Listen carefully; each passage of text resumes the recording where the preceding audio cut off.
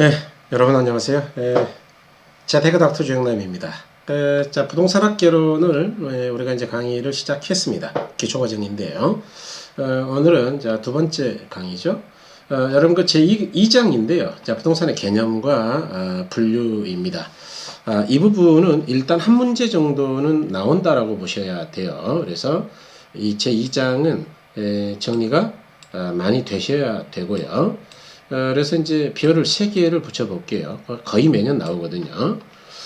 특히 여러분 이 부동산의 개념도 시험에서 좀 나와요. 특히 요거 법제도적 개념 이거 잘 나오거든요. 그래서 여기다 별을 2개를 좀 해보고 그다음에 이제 부동산의 분류는 일단 무조건 1개는 나온다고 보시면 돼요. 여기 있는 용어들은 대단히 중요합니다. 또 용어를 모르시면 심각한 문제가 생깁니다. 그래서 이렇게 이걸 2군데를 중심으로 정리하시면 되겠네요. 자, 그럴 때 여러분 이제 부동산의 개념은요. 부동산이 뭐냐 그 이야기죠. 그래서 물리적 개념이다. 이걸 다른 말로 기술적 측면이라 그래요. 경제적 개념이다. 법제도적이다. 그래서 우리가 부동산의 개념을 볼 때도 부동산학은 한 가지만 보지는 않죠. 그래서 복합적 개념으로 탐구하네요. 그죠? 그래서 이 부동산의 개념은 이제 물리적 개념은요. 이거 그냥 외우시는 게 좋아요. 자연이다, 공간이다, 위치다, 환경이다. 이렇게 이유는 조금 이따 설명드릴게요. 그 다음에 두 번째로 경제적 개념이죠. 자산이다, 자본이다, 생산 요소다, 소비재다, 상품이다. 그냥 외우면 됩니다. 왜냐하면 여러분들 일반적으로 여기서 이제 문제를 만들 때는 다음 중 틀린 것. 그래서 1번.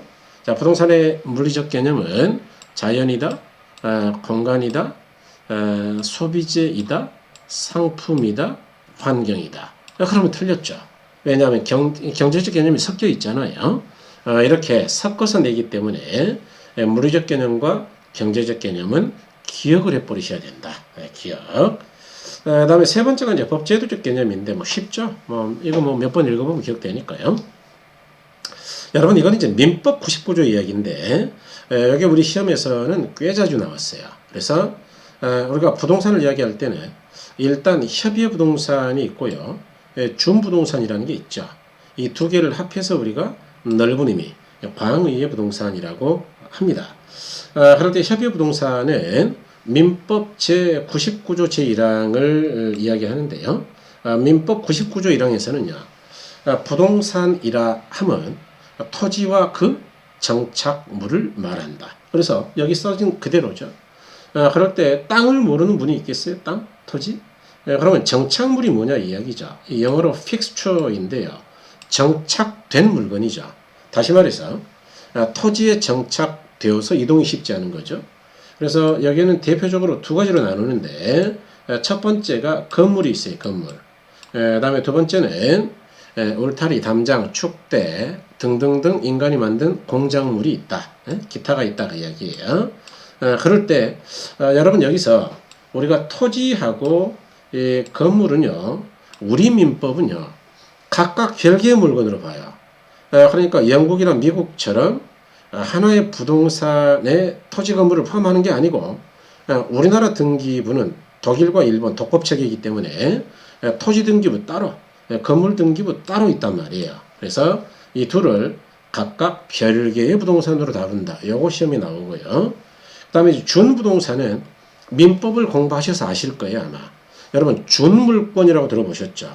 근데 어업권이나 광업권인데 준물권은요. 원래는 물권이 아니에요. 아닌데 물권으로 의지해버리는 거죠. 그래서 물권법을 적용하는 건데 마찬가지입니다. 자, 준부동산은 원래는 부동산이 아니에요. 그런데 부동산으로 의지해 주는 것들이죠. 그래서 여기에는 안 외워도 됩니다. 특수동산이라는 거 있어요. 특수동산. 자동차, 항공기, 선박, 건설기계 이런 게 있고요. 그 다음에 재단이 있습니다. 공장, 재단, 광업재단이 있고요. 그런가 하면은 준물권이 있어요. 아까 말씀드렸죠. 업권, 광업권. 그 다음에 등기된 수목의 집단이죠. 임목법에 따라서. 그래서 임목이라는 게 있죠. 임목. 그래서 이런 것들은 뭐 자동차 이런 것들이 무슨 부동산입니까? 그런데 이런 것들을 부동산으로 의지한단 말이죠. 원래 부동산이 아닌데 그래서 이런 걸 준부동산이라 한다. 그럴 때 이 광의부동산은 이와 같이 협의의 부동산하고 준부동산을 합한 개념이다. 이렇게 생각하시면 되겠습니다. 그 다음에 여러분 이제 부동산의 분류인데요. 이 용어는 뭐 어차피 시험에 안 나옵니다. 그래서 참고하시면 됩니다. 뭐 재미삼아 말씀드릴까요? 우리나라는 일본에서 만든 단어를 그대로 쓰고 있습니다. 아니 부자, 움직일 동자, 재산 산자. 그래서 움직이지 아니하는 재산이죠. 영국이나 미국은 당연히 영어 쓰겠죠. realty, real property, real estate 이렇게 쓰는데 마지막에 나오는 이 real estate는요. 학문으로서의 부동산을 이야기할 때는 이렇게 앞글자를 대문자로 써요. 그러면 부동산 학이 되는 겁니다. 중국은 우리가 똑같은 동북아시아니까 부동산이라고 쓸 것 같지만 아니고요. 지산, 토지재산이라는 이야기죠. 방지산, 방하고 토지하고 그런 이야기죠. 이런 표현을 써요. 그래서 이거는 참고만 하시면 된다. 뭐 시험에 안 나와요. 이런 건. 그 다음에 이제 부동산의 분류인데 이거 정말 중요하다 그랬죠. 그래서 여러분 여기 있는 용어들은 다 아셔야 돼요. 그래서 이제 가장 먼저 아셔야 될 게 택지입니다. 택지. 택지는 뭐냐? 건축이 가능한 땅이에요. 건축이 가능하다는 이야기는 뭐냐 하면 주택이나 상가나 공장을 지을 수 있다는 이야기죠. 주택, 상가, 공장. 그래서 이제 이런 걸 우리가 택지라고 합니다. 그러면 대는 뭐냐? 대. 지적법상 지목이 대인 땅인데 주택이나 상가를 지을 수 있는 땅을 대라 그래요. 그러니까 공장은 포함이 안 되는 거죠. 다시 말해 택지하고 대의 차이는 공장까지 포함하는 거는 택지, 공장을 빼고 주택과 상가만 이야기하면 대죠. 자, 그러면 왜 대는 공장을 포함하지 않느냐? 간단합니다. 여러분 우리나라 지적법의 지목이 28개죠. 거기 대라는 지목도 있지만 공장용지라는 지목도 있어요. 그걸 이제 보통 지적도에는 장으로 표시하는데 장, 두 번째 글자. 그러니까 장하고 대는 다른 거죠. 그러니까 결국 대는 장은 포함이 안 돼요. 장은. 그래서 공장이 포함되지 않는다. 기억하셔야 되고요. 그 다음에 이제 여러분 부지는요. 이 택지뿐만이 아니고 즉 건축 가능한 땅인 택지뿐만이 아니고 건축이 불가능한 땅까지를 싸그리 포함하는 거예요. 싸그리. 예를 들어 봐라 그러면은 하천용지, 수도용지, 철도용지, 도로용지 같은 건데 하천이나 수도용지에다 집 지면 안 되겠죠. 물난리 나니까. 그러니까 이 부지는 모든 땅을 일컫는 단어다 이렇게 보시면 되고 그 중에서 건축할 수 있는 게 택지다. 그러니까 부지보다 좁은 개념이죠. 그 중에 공장 빼고 주택과 상가만 이야기하는 게 대다. 이렇게 보시면 되겠네요. 농지, 임지는 뭐 다 아시죠? 농사 짓는 거, 농지. 나무가 자라는 거, 임지. 그래서 우리 부동산학개론은 지목이 뭐든 관계없어요. 지목이 뭐든 간에 농사 지면 그냥 농지고 나무가 자라고 있다 그러면 그냥 임지가 되는 겁니다. 부동산학개론은 법과목이 아니죠. 그 다음에 이제 이 후보지하고 이행지도 시험에 아주 잘 나옵니다. 그래서 꼭 기억하셔야 되는데 여러분 그 후보지하고 이행지는요. 이 후보지는 대분류 상호간에 전환되는 땅이에요. 이행지는요. 세분류 상호간에 전환되고 있는 땅이다 이렇게 이야기하죠. 그럴 때 우리가 토지를 분류할 때요. 보통 어떻게 하느냐. 이렇게 합니다. 대분류로는요. 택지, 농지, 임지 이렇게 분류해요. 택지, 농지, 임지다. 다음에 이걸 세분해 보면요. 여러분 택지는 주거, 상업, 공업 이렇게 나뉜단 말이죠. 주거, 상업, 공업. 다음에 농지는요. 전, 답, 과수원 이렇게 나눕니다. 그래서 전은 밭전자 아닙니까? 답은 논이고요. 과수원은 뭐 사과 자라는 곳이죠. 그 다음에 임지는 신, 탄, 림지하고 용지, 림지죠. 그래서 이제 이렇게 나뉘는데요. 여러분 이렇게 우리가 땅을 가진 사람은요. 임지를 이렇게 바꾸고 싶겠죠. 비싼 땅으로. 이렇게 대분류관에 바뀌는 걸 우리가 후보지라 그래요. 그런가 하면은 여기 주거지하고 공업지역으로 서로 바뀐다, 또는 공장 단지를 주거지로 바꿨다, 이렇게 세분류관에 바뀌는 것, 이런 걸 우리는 이행지라고 하는 겁니다. 그래서 대분류냐 세분류냐라고 구분한다. 그럴 때 여러분 조심해야 되는데, 이 과수원 용지를 깎아서 전원주택을 만들어요. 이게 세분류 같죠? 그런데 이거 후보지예요. 왜냐? 과수는 농지죠, 농지. 그 다음에 주택, 전원주택은 택지죠.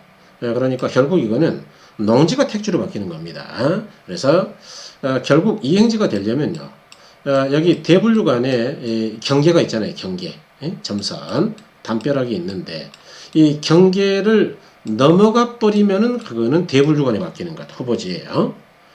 경계 안에서만 왔다 갔다 해. 이런 건 이행지다. 이렇게 생각하시면 되겠습니다. 그래서 후보지 이행지 보셨고요. 여러분 그 대지하고 맹지는 도로에 접하지 못한 땅이죠. 그런 걸 맹지라 하고요. 대지는 알칸데 도로가 이렇게 있을 때 여기 이제 여러 필지 땅이 있었어요. 그래서 이렇게 있는데 A, B, C, D가 주인인데 여기가 B고 여기가 C라고 보자. 이 C가 문제죠. C는 맹지잖아요. 이런 거는 건축허가가 안 나오니까 집을 못 지어요. 그래서 이 사람이 집을 지으려면 B의 땅의 일부를 조금 사서 여기다가 쑥 들어가는 진입도로를 만들어야 돼요. 그러면 이 땅의 모양이 마치 포대자루 같이 이렇게 생겼잖아요.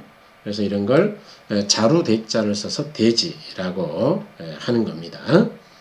그 다음에 이제 여러분 그 필지하고 획지도 구별을 하셔야 되는데요. 필지는 지적법에 쓰는 용어죠. 그래서 토지를 우리가 등기하거나 법률적으로 등록할 때 쓰는 용어예요. 그죠? 그런데 획지는 부동산학, 특히 이제 감정평가에서 많이 쓰는 용어입니다. 그래서 필지하고 획지는 법률적 측면의 용어냐, 경제적 측면의 용어냐에서 가장 큰 차이가 있다. 일단은 이렇게 간단하게 보시고, 나중에 이제 우리가 조금 더 심화 강의를 할 때 좀 더 상세히 풀게요. 다음에 여러분 그 나지하고 갱지저지인데요. 이 나지하고 갱지저지는 나지는 우리나라에 쓰는 용어예요. 이거. 갱지하고 저지는 일본에서 쓰는 용어입니다. 그럴 때 나지는 이 나가 나체할 때 나자거든요. 그러니까 땅이 홀라당 벗은 거죠. 아무것도 없다. 그래서 위에 건물도 없고 아무것도 없는 걸 나지라고 합니다. 어떠한 제한도 없는 거죠.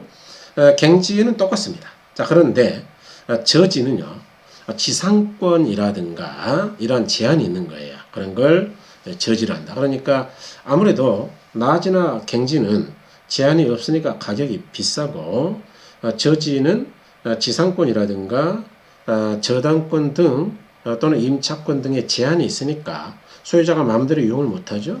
가격이 조금 쌉니다. 그런 걸 저지감가라 그래요. 예.